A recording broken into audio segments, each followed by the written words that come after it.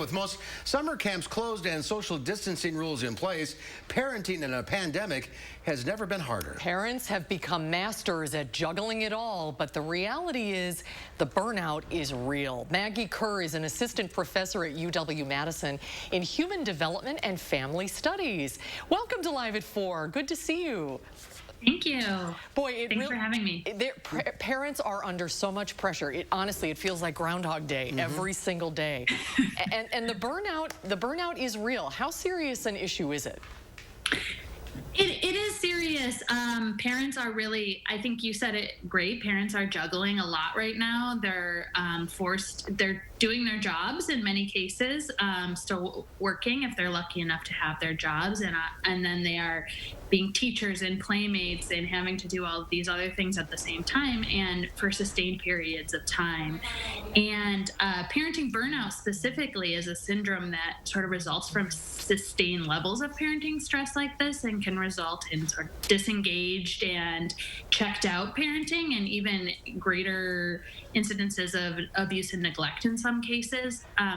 But not all parents are experiencing that, and some parents do have found some great ways to cope and are able to rely on their social supports. And so not everybody is experiencing that burnout. Tell us the difference between how genders react to this, the fathers and mothers. Yeah, that's a great question. Thanks for bringing it up. So what the data is generally showing is that this is something that mothers are disproportionately affected by, and for a few reasons. And one of those is that mothers are already taking a greater share of the child care and family household responsibilities, and those are much greater right now without a lot of help.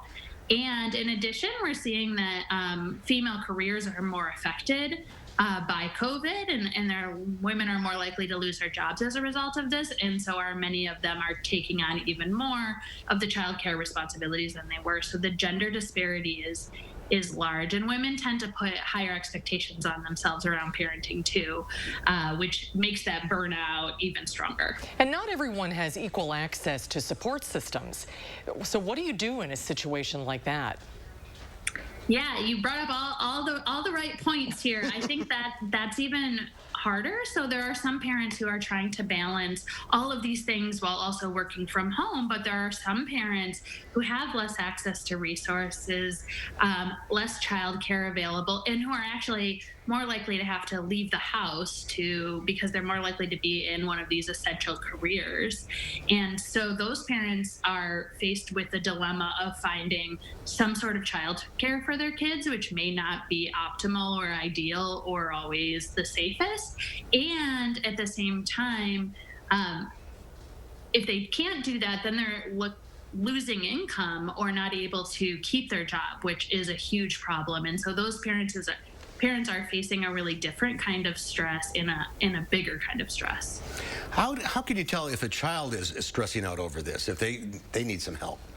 Yeah, so there's behaviors to look for, and actually a study that we're in the process of doing is showing that there's a really high levels of stress behaviors in kids too. And so there's things that are similar to like post-traumatic stress behaviors that you can look for in kids. So kids that are having a lot of mood swings or nightmares or are asking for extra soothing or comfort or crying fits.